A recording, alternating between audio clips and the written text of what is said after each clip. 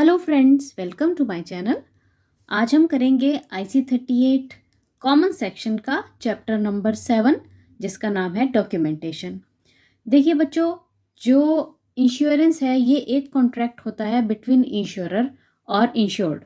और जब भी कोई कॉन्ट्रैक्ट बनता है तो उसके लिए जो ज़रूरी डॉक्यूमेंट्स की आवश्यकता रहती है वही आज हम इस चैप्टर में पढ़ेंगे। तो सबसे पहले हम बात करेंगे प्रॉस्पेक्टस की। देखिए, जो शब्द प्रोस्पेक्टस है ये हमें स्कूल या फिर कॉलेज की याद दिलाता है। क्योंकि देखिए, जब हम कहीं पे भी एडमिशन लेने जाते हैं या स्कूल कॉलेज में जाते हैं और किसी भी कोर्स के बारे में हमें जानकारी चाहिए तो वो हमें किससे मिलती है? प्रोस्पेक्टस से मिलती है ना। तो उसी तरह से जो इंश्योरेंस कंपनीज होती हैं, ये जब भी अपना कोई नया प्रोडक्ट लॉन्च करती हैं, प्रोडक्ट मीन्स जब भी इन्होंने कोई अपना नया इंश्योरेंस का प्लान लॉन्च करना है, तो उस प्लान के बारे में जो पूरी जानकारी होगी वो एक डॉक्यूमेंट पर अवेलेबल रहती है और उस डॉक्यूमेंट को हम क्या कहते हैं? प्रोस्पेक्टस। अब देखिए, जो इम्पोर्टेंट इन्फॉर्मेशन प्रोस्पेक्टस में रहती है वो सबसे पहले तो होता है यूनिक आइडेंटिफिकेशन नंबर, जिसको UIN नंबर कहते हैं, जो कि IRDAI अलॉट करता है किसी भी इंश्योरेंस प्रोडक्ट को। फिर इसमें होने चाहिए जो भी इस प्रोडक्ट से रिलेटेड बेनिफिट्स मिलेंगे कंज्यूमर को। नेक्स्ट, प्रोस्पेक्टस में ये इन्फॉर्मेशन रहती है कि जो प्लान है वो पार्टिसिपेटिव है या फिर नॉन पार्टिसिपेटिव है। और बाकी जो भी इंश्योरेंस के उस प्लान से रिलेटेड जितनी भी टर्म कंडीशन वारंटी वगैरह सारी जानकारियाँ जो रहती हैं वो सभी प्रोस्पेक्टस में अवेलेबल रहती हैं, क्योंकि प्रोस्पेक्टस से हमें उस इंश्योरेंस प्रोडक्ट की पूरी जानकारी जो है वो मिल जाती है। नेक्स्ट जो इम्पॉर्टेंट डॉक्यूमेंट है उसका नाम है प्रपोजल फॉर्म। देखिए, जो इंश्योरेंस पॉलिसी होती है ना, ये एक लीगल कॉन्ट्रैक्ट होता है बिटवीन इंश्योरर एंड इंश्योर्ड। और लीगल कॉन्ट्रैक्ट बनाने के लिए सबसे पहले क्या करना पड़ता है? प्रपोजल तैयार करना पड़ता है। और प्रपोजल तैयार करने का जो सबसे पहला स्टेप है वो है प्रपोजल फॉर्म को फिल करना। अब देखिए, जैसे लास्ट चैप्टर्स में भी हमने पढ़ा है कि जो प्रपोजल फॉर्म की फिलिंग होती है, मतलब जब प्रपोजल फॉर्म पर सारी जानकारी भरी जाती है तो उस प्रोसेस को प्राइमरी अंडर राइटिंग कहते हैं। और आपको आई थिंक याद होगा कि प्राइमरी अंडर राइटर या फिर फील्ड अंडर राइटर हम किसे कहते हैं? एक इंश्योरेंस एजेंट को। तो देखिए, जब प्रपोजल फॉर्म भरा जाता है तो उसमें सबसे ज़रूरी है कि प्रिंसिपल ऑफ ऑटमोस्ट गुड फेथ को फॉलो किया जाए और duty of disclosure of material information जो है वो भी ज़रूरी है। तो प्रिंसिपल ऑफ ऑटमोस्ट गुड फेथ का मतलब होता है कि सारी जो जानकारी, जरूरी जानकारियां हैं इंश्योरेंस पॉलिसी से रिलेटेड, वो इंश्योरर और इंश्योर्ड एक दूसरे को सही सही सत्य बताएं। और ड्यूटी ऑफ डिस्क्लोजर का भी सेम ही मीनिंग है, बस ये शब्द यूज़ किया जाता है जब हम जनरल इंश्योरेंस की बात करते हैं। प्रपोजल फॉर्म में जनरली जो इन्फॉर्मेशन रहती है वो होता है कि कौन व्यक्ति है जिसकी इंश्योरेंस की जा रही है, किस तरह की इंश्योरेंस की जा रही है। फिर नेक्स्ट आ जाता है कि कितने समय के लिए ये इंश्योरेंस की जा रही है और कौन कौन से रिस्क जो हैं वो इसमें कवर किए गए हैं। और बाकी जो अदर मटेरियल फैक्ट्स रहते हैं जो कि इंश्योरेंस पॉलिसी से रिलेटेड होते हैं। तो ये सारी जो जानकारियां हैं ये सारी प्रपोजल फॉर्म में भर दी जाती हैं। डॉक्यूमेंटेशन का जो नेक्स्ट इम्पॉर्टेंट पार्ट है वो है KYC नॉर्म्स। देखिए, KYC का मतलब होता है नो योर कस्टमर। तो जब हम KYC प्रोसीजर पूरा फॉलो करते हैं, क्योंकि देखिए प्रपोजल फॉर्म में सारी KYC कंडीशंस तो चाहिए ही है ना। तो अब आपको ये ध्यान रखना है कि जो KYC में आएंगे वो क्या क्या आ जाएंगे? Proof of identity. तो इसमें क्या है? Driving licence, passport, voter ID card, pan card, photographs, ये सारी चीज़ें आ जाएंगी। फिर इसमें प्रूफ ऑफ एड्रेस चाहिए होता है, जिसमें कि driving licence, passport, telephone bill, electricity bill, bank passbook वगैरह, कोई भी ऐसा वैलिड प्रूफ जिसमें कि आपका सही एड्रेस जो है वो दिया हो। नेक्स्ट इसमें आ जाता है इनकम प्रूफ। तो इस इनकम प्रूफ में आपके जो फाइनेंशियल स्टेटस है उसके बारे में जानकारी मिलती है। और फिर आ जाता है कि पर्पस ऑफ इंश्योरेंस कॉन्ट्रैक्ट, कि जो ये आप इंश्योरेंस करवा रहे हैं उसका पर्पस क्या है। देखिए, एक और इम्पॉर्टेंट जो प्रूफ है उसे हम एज प्रूफ कहते हैं, क्योंकि देखिए एज प्रूफ से जो है जब प्रीमियम कैलकुलेट किया जाता है तो एज प्रूफ उसमें बहुत इंपॉर्टेंट रोल प्ले करता है। तो देखिए, जो एज प्रूफ रहता है ना, ये दो आ जाते हैं, एक तो होता है स्टैंडर्ड एज प्रूफ और एक हो जाते हैं नॉन स्टैंडर्ड एज प्रूफ। जो स्टैंडर्ड एज प्रूफ है ना, ये पब्लिक अथॉरिटी के द्वारा इशू किया जाता है, जैसे कि बर्थ सर्टिफिकेट जो कि म्यूनिसिपैलिटी या फिर अदर गवर्नमेंट बॉडी के द्वारा दिया जा रहा है, या फिर स्कूल लिविंग सर्टिफिकेट या पासपोर्ट वगैरह। तो ये सारे स्टैंडर्ड एज प्रूफ आ जाते हैं। देखिए, आपने याद रखना है कि जो स्टैंडर्ड एज प्रूफ है उसमें क्या क्या आ जाएगा। स्कूल या कॉलेज का जो सर्टिफिकेट है, या फिर बर्थ सर्टिफिकेट जो कि म्यूनिसिपल रिकॉर्ड्स के अकॉर्डिंग है, passport, pan card, then ID card in case अगर कोई डिफेंस पर्सनल है, marriage certificate issued by appropriate authority. तो ये सारे जो प्रूफ्स हैं ये स्टैंडर्ड एज प्रूफ की कैटेगरी में आ जाएंगे। अगर हम नॉन स्टैंडर्ड एज प्रूफ की बात करें तो देखिए, नॉन स्टैंडर्ड एज प्रूफ में आ जाता है जैसे होरोस्कोप, जिसको हम जन्म पत्री कहते हैं, फिर राशन कार्ड, या फिर कोई एफिडेविट है जो कि सेल्फ डिक्लेयर हमने कर दिया हुआ है, या फिर सर्टिफिकेट फ्रॉम विलेज पंचायत। तो इस तरह के जो प्रूफ्स हैं ना, ये सारे के सारे नॉन स्टैंडर्ड एज प्रूफ्स में आते हैं। अब इस चैप्टर में आपने एक और इम्पॉर्टेंट बात जो है वो समझनी है, जिसे हम एंटी मनी लॉन्ड्रिंग कहते हैं। देखिए, मनी लॉन्ड्रिंग जिसे कि हम काला धन कहते हैं, मनी लॉन्ड्रिंग ना एक ऐसा प्रोसेस होता है जिसमें जो क्रिमिनल्स हैं ना, वो अपना गलत तरीके से कमाया हुआ जो धन है, इलीगल वे में जो उनका कमाया गया पैसा है, उसे क्या करते हैं, इकोनॉमी में लाके उसको मीन्स लीगल शो करने की कोशिश करते हैं। और उसके लिए उन्हें लगता है कि इंश्योरेंस एक बेटर वे है, कि भाई इंश्योरेंस में अगर हम पैसा लगा देंगे तो वो क्या हो जाएगा, वो वाइट मनी में चेंज हो जाएगा। पर गवर्नमेंट ऑफ इंडिया ने prevention of money laundering act 2002, जिसको कि PMLA 2002 भी कहा जाता है, ये लॉन्च किया है। और इसका मेन मोटिव है कि मनी लॉन्ड्रिंग की एक्टिविटीज़ को कंट्रोल करना। और जब जो अगर हम इंश्योरेंस की बात करते हैं तो IRDAI की भी ये गाइडलाइंस हैं कि जो इंश्योरेंस जब की जा रही है तो इसका भी ध्यान दिया जाए कि जो इंश्योरेंस में पैसा लगाया जा रहा है वो लीगल मनी है, मीन्स वो जो है आपका ब्लैक मनी नहीं है, वाइट मनी है। तो ये आपने क्वेश्चन को ध्यान में रखना है, क्योंकि ये आपसे किसी न किसी वे में पूछा जाता है। चलिए, अब हम करेंगे कुछ प्रैक्टिस क्वेश्चंस। पहले क्वेश्चन में पूछा गया है, which of the following is not usually part of insurance prospectus. आपको नीचे जो ऑप्शंस दी गई हैं उनमें से देखना है कि कौन सी ऐसी चीज़ है, कौन सी ऐसी ऑप्शन है जो कि इंश्योरेंस प्रोस्पेक्टस का पार्ट नहीं होगी। ऑप्शंस हैं, name of ombudsman, date of scope of benefits, the entitlements and the exceptions. देखिए, जो बेनिफिट्स हैं मीन्स जो प्रोडक्ट, इंश्योरेंस प्रोडक्ट से रिलेटेड बेनिफिट्स हैं, देन जो एंटाइटलमेंट्स हैं, क्या क्या उसमें आपको दिया गया है, और एक्सेप्शंस के क्या क्या इसमें नहीं दिया गया है। तो ये सारी चीज़ें तो इंश्योरेंस प्रोस्पेक्टस में होंगी ही, पर नेम ऑफ अम्बर्ड्समैन जो है ये इंश्योरेंस प्रोस्पेक्टस का पार्ट नहीं रहता है। तो इसलिए इस क्वेश्चन का जो राइट आंसर है वो है ऑप्शन ए। अब है आपका next question, which of the following is not relevant in respect of proposal form.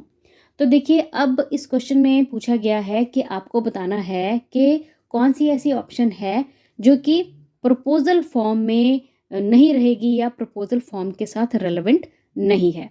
तो ऑप्शंस हैं, utmost good faith, amount expected to be claimed, duty to disclosure the material facts and confidentiality of the details given। देखिए, जब हम proposal form की बात करते हैं तो जैसे कि हमने बात की, प्रपोजल फॉर्म में जिस व्यक्ति की इंश्योरेंस की जाती है उसके बारे में पूरी की पूरी जानकारी रहती है, और प्रपोजल फॉर्म भरते हुए जो रूल्स फॉलो करने चाहिए वो भी ज़रूरी हैं। तो देखिए, जो ऑटमोस्ट गुड फेथ है और ड्यूटी ऑफ डिस्क्लोजर है, ये तो रूल्स हैं जो कि फॉलो होने चाहिए जब प्रपोजल फॉर्म भरा जाता है। प्लस जो व्यक्ति है जो इंश्योरेंस करवा रहा है, क्योंकि उसने अपनी पूरी जानकारी दी होती है प्रपोजल फॉर्म में, तो ये इंश्योरेंस कंपनी प्लस एक इंश्योरेंस एजेंट की ड्यूटी रहती है कि उसकी पूरी जानकारी जो है, पर्सनल इन्फॉर्मेशन है, उसको पूरा क्या रखे, कॉन्फिडेंशियल रखे। पर जो amount expected to be claimed, कि भाई कितना अमाउंट जो है वो क्लेम में मिलेगा। देखिए, क्लेम तो बात होती है बाद की, जब कोई मिसहैपनिंग हो जाती है। तो प्रपोजल फॉर्म में जो ऑप्शन बी है, means amount expected to be claimed, ये इन्फॉर्मेशन नहीं रहेगी, इसलिए ऑप्शन बी जो है वो है इस क्वेश्चन का राइट आंसर। चलिए, अब है आपका नेक्स्ट क्वेश्चन।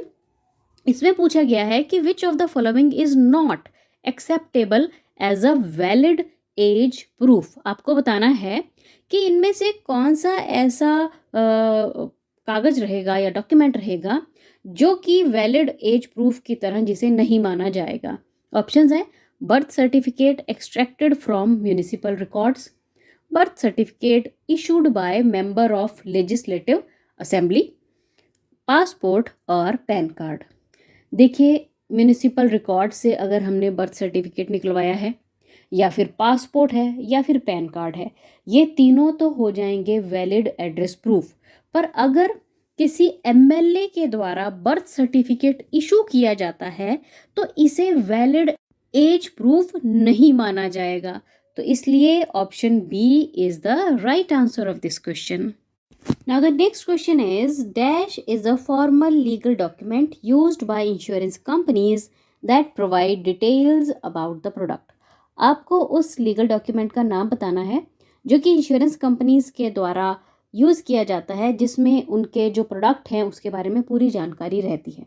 ऑप्शंस हैं proposal form, proposal quote, information docket और प्रोस्पेक्टस। आई थिंक इसका आंसर आप सभी को आ गया होगा समझ में। तो देखिए, जो लीगल डॉक्यूमेंट है जिसमें कि प्रोडक्ट के बारे में पूरी जानकारी हमें मिल जाती है उसे कहते हैं prospectus. Option D is the right answer. Now the next question is the application document used for making the proposal is commonly known as dash. अब देखिए, ये क्वेश्चन में आई थिंक आप लोगों को समझ आ गया होगा। ऐसे एप्लीकेशन डॉक्यूमेंट को क्या कहेंगे जो कि प्रपोजल बनाने के लिए इस्तेमाल होता है? तो उसे कहा जाता है प्रपोजल फॉर्म। ढूंढिए कौन सी ऑप्शन सही है। बिल्कुल सही, B option is the right answer. Which is not a standard age proof. आपको बताना है कि जो नीचे ऑप्शन दी गई हैं इनमें से स्टैंडर्ड एज प्रूफ क्या नहीं होगा। ऑप्शंस हैं pan card, passport, school certificate और राशन कार्ड। तो देखिए, जैसे कि अभी हम पीछे पढ़ के आए हैं कि पैन कार्ड हो या फिर पासपोर्ट हो या फिर स्कूल का सर्टिफिकेट हो, तो ये तो सभी आ जाते हैं स्टैंडर्ड एज प्रूफ में। पर जो राशन कार्ड है ये स्टैंडर्ड एज प्रूफ में नहीं आएगा, इसलिए option D is the right answer. Now the next question is the term money laundering would mean. देखिए, जो मनी लॉन्ड्रिंग है इस शब्द का मतलब क्या होगा। ऑप्शंस दी गई हैं process of hiding the origin of the money.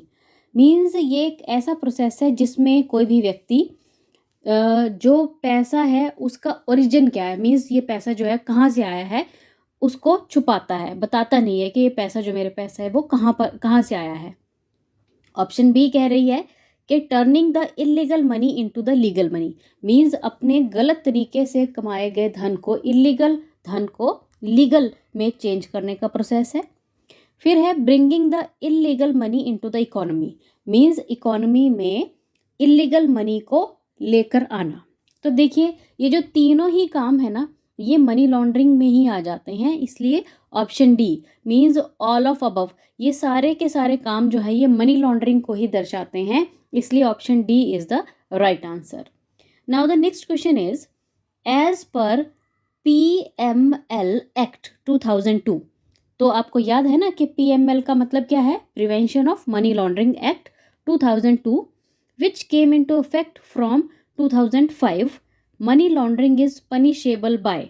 अब देखिए, इसमें कहा गया है कि जो ये PML एक्ट है 2002 जो कि 2005 में स्टार्ट किया गया, इसके अंडर जो मनी लॉन्ड्रिंग प्रोसेस है इसमें जो सज़ा होगी वो कौन सी होगी, क्या होगी। ऑप्शन दी गई हैं राइग्रेस imprisonment of 3 to 7 years, fine of 5 lakhs, none and both A और B।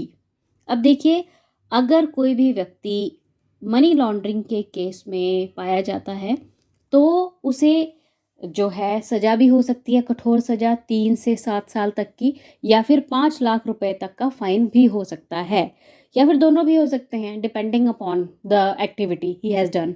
तो इसलिए option D means both A और B is the right answer of this question. Now the next question is what are KYC documents. आपको बताना है कि जो KYC documents होते हैं ना, नो योर कस्टमर, वो क्या होंगे, कौन कौन से डॉक्यूमेंट्स उसमें आएंगे। तो ऑप्शन दी गई हैं photo, address proof, age proof and all of above. तो देखिए जो केवाईसी डॉक्यूमेंट्स है उसमें फोटोग्राफ भी आएगी, एड्रेस प्रूफ भी आएगा, एज प्रूफ भी आएगा। तो इसलिए option D means all of above is the right answer. अब आपका नेक्स्ट क्वेश्चन है जिसमें पूछा गया है कि validity of cover note is usually for a period of. आपको बताना है कि एक कवर नोट रहता है जी, उसकी ना वैलिडिटी जो है वो कितने समय तक की होती है, मतलब क्या पीरियड है जिसके दौरान इसकी वैलिडिटी रहेगी। तो सबसे पहले तो हमें यही नहीं पता कि कवर नोट होता क्या है। तो देखिए जो कवर नोट है ना, ये होता है जो हमारी नॉन लाइफ पॉलिसीज़ होती है ना, जनरल इंश्योरेंस पॉलिसी, उसमें हमें कवर नोट मिलता है। ये बेसिकली ना एक टेम्परेरी डॉक्यूमेंट होता है जो कि इंश्योरेंस कंपनी हमें इशू करती है, और ये कब तक वैलिड रहता है, जब तक हमें इंश्योरेंस पॉलिसी नहीं मिल जाती। मीन्स जब हमें फाइनल इंश्योरेंस पॉलिसी मिल जाएगी ना, उसके बाद कवर नोट का हमारे लिए कोई यूज़ नहीं रहेगा। मतलब पर जब तक हमें फाइनल जो पॉलिसी है वो नहीं मिलती है, तब तक के लिए कवर नोट जो है वो इंश्योरेंस पॉलिसी के द्वारा हमें इशू किया जाता है जब हम अपनी इंश्योरेंस करवाते हैं। तो अब इस क्वेश्चन में यही पूछा गया है कि जो ये कवर नोट है इसकी वैलिडिटी कितने दिन की होती है। तो ऑप्शंस हैं fortnight and rarely up to 60 days, up to 30 days, up to 90 days and up to 100 days. तो देखिए जो कवर नोट रहता है ना, इसकी जो वैलिडिटी है ना वो मोस्टली 15 दिन मीन्स फोर्टनाइट, या फिर बहुत ही रेयर केसेस में 60 दिन तक मैक्सिमम जाती है। तो कवर नोट की जो वैलिडिटी है वो fortnight and rarely up to 60 days. तो इसलिए option A is the right answer. अब नेक्स्ट है आपका क्वेश्चन जिसमें पूछा गया है कि ड्यूटी ऑफ डिस्क्लोजर अराइजेज। देखिए ड्यूटी ऑफ डिस्क्लोजर, जैसे हमने जब प्रपोजल फॉर्म की हम बात कर रहे थे तो उसमें हमने ऑटमोस्ट गुड फेथ पढ़ा है ना, और साथ में हमने पढ़ा था ड्यूटी ऑफ डिस्क्लोजर। तो देखिए जो ड्यूटी ऑफ डिस्क्लोजर का भी मीनिंग सेम ही आ जाता है जैसे कि ऑटमोस्ट गुड फेथ का आता है, क्योंकि देखिए ये ना कस्टमर की ड्यूटी है कि वो इंश्योरर को जो भी मतलब ज़रूरी जानकारी है related to the insurance contract वो बताए, डिस्क्लोज करें, है ना। तो उसे ड्यूटी ऑफ डिस्क्लोजर कहा जाता है। मीन्स ये कंज्यूमर पर अप्लाई होता है कि वो इंश्योरेंस से रिलेटेड जो भी रेलेवेंट इंफॉर्मेशन है वो इंश्योरर के पास डिस्क्लोज करे। तो इसे हम ड्यूटी ऑफ डिस्क्लोजर कहते हैं। तो ऑप्शंस दी गई हैं prior to inception of the policy. Means ये जो ड्यूटी ऑफ डिस्क्लोजर है ये कब शुरू होती है। तो पहले तो इन्होंने कहा prior to the inception of policy, means जब पॉलिसी शुरू हुई है उससे पहले ही। After inception of the policy means policy हो जाने के बाद। फिर जो नेक्स्ट ऑप्शन है ये कह रही है prior to inception and continues during the policy. And D option कह रही है there is no such duty. तो देखिए जो ड्यूटी ऑफ डिस्क्लोजर है ना, ये जब पॉलिसी हुई है तब से लेकर जब तक पॉलिसी चलेगी तब तक ये जो है प्रोसेस चलता रहता है। तो इसलिए ऑप्शन सी जो है वो राइट आंसर आ जाएगा इस क्वेश्चन का। नेक्स्ट क्वेश्चन में पूछा गया है कि व्हाट इज वारंटी। आपको बताना है कि वारंटी होती क्या है, ठीक है ना। तो अब ऑप्शंस दी गई हैं कि it is a condition expressively stated in the policy. Means ये एक ऐसी कंडीशन है जो कि पॉलिसी में दर्शाई जाती है, क्लियरली बताई जाती है। दूसरी ऑप्शन कह रही है has to be compiled with. Means इसको आपको पॉलिसी में तो लिखी है पर आपको इसे कंपाइल करके जो आपका कस्टमर है उसे समझाना होता है। नेक्स्ट है बोथ ए एंड बी, और लास्ट ऑप्शन कह रही है नन ऑफ अबव। तो देखिए जो वारंटी है ना, ये ऐसी कंडीशन है जो कि पॉलिसी में तो रहती ही है पर हमें इसे वर्बली भी अपने क्लाइंट को बताना होता है। तो इसलिए ऑप्शन जो आएगी आपकी सी जिसमें कहा गया है both A and B are right, तो ये आ जाएगा right answer of the question. Next question है a completed proposal form broadly gives the information except the one. अब देखिए इस क्वेश्चन में कहा गया है कि जो प्रपोजल फॉर्म है जो कि पूर्ण रूप से भरा हुआ है, पूरी तरह से भरा गया है, ये इंफॉर्मेशन देगा, बस एक चीज़ की नहीं देगा। अब नीचे ऑप्शंस हैं उनमें से ढूंढना पड़ेगा कि कौन सी ऐसी चीज़ है जिसकी इन्फॉर्मेशन प्रपोजल फॉर्म में नहीं रहती है। तो देखिए पहले तो बताया गया है कि डिटेल्स ऑफ इंश्योर्ड के सारे डिटेल्स इसमें रहेंगे। डिटेल्स ऑफ सब्जेक्ट मैटर, जो सब्जेक्ट मैटर है जिस चीज़ के बारे में मीन्स इंश्योरेंस की जा रही है उसकी पूरी डिटेल रहेगी। डिटेल्स ऑफ नेबर्स मीन्स आपके जो पड़ोसी हैं उनकी भी जानकारी रहेगी। और details of the nominee, means nominee की भी इसमें जानकारी रहेगी। तो बताइए कौन सी ऐसी चीज़ है जिसकी जानकारी जो है एक कंप्लीट प्रपोजल फॉर्म में आपको नहीं मिलेगी। तो इसका राइट आंसर आई थिंक आप सभी को समझ आ गया होगा, ये है ऑप्शन सी। क्योंकि देखिए एक प्रपोजल फॉर्म में आपके पड़ोसियों की तो जानकारी की आवश्यकता नहीं रहेगी ना, इसलिए option C is the right answer. Now अगला क्वेश्चन कह रहा है कि as per guidelines the company has to process the proposal within, कि गाइडलाइंस के हिसाब से, जो IRDAI की गाइडलाइंस है ना, उनके हिसाब से जो इंश्योरेंस कंपनी है उसको जो प्रपोजल दिया गया, मीन्स अगर किसी ने कोई इंश्योरेंस पॉलिसी करवानी है, प्रपोजल फॉर्म भर के दे दिया गया है, तो कंपनी को गाइडलाइंस के हिसाब से कितने दिन में उस प्रपोजल का जो प्रोसेसिंग है वो कर देनी चाहिए। तो ऑप्शंस दी गई हैं, no time then and there, 1 week, 1 day, 15 days. तो देखिए IRDAI के हिसाब से जो प्रोसेसिंग के लिए टाइम दिया गया है प्रपोजल की वो है 15 दिन, इसलिए option D is the right answer. अब जो नेक्स्ट क्वेश्चन है इसमें पूछा गया है a document which provides an evidence of the contract of insurance is called dash. आपको उस डॉक्यूमेंट का नाम बताना है जो कि इंश्योरेंस कॉन्ट्रैक्ट के एविडेंस के रूप में जाना जाता है, मींस वो एक प्रूफ है आपके पास कि आपका इंश्योरेंस कंपनी के साथ कॉन्ट्रैक्ट हुआ है। ऑप्शंस हैं policy, cover note, endorsement and certificate of insurance.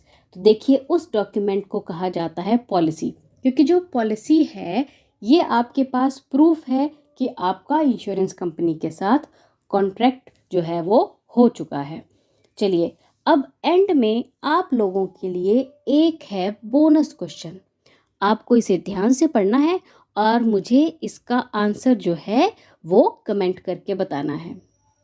तो क्वेश्चन है which of the below is an example of standard age proof. आपको बताना है कि जो नीचे ऑप्शंस दी गई हैं इनमें से स्टैंडर्ड एज प्रूफ का एग्जाम्पल क्या होगा। ऑप्शंस हैं ration card, horoscope, passport and village panchayat certificate.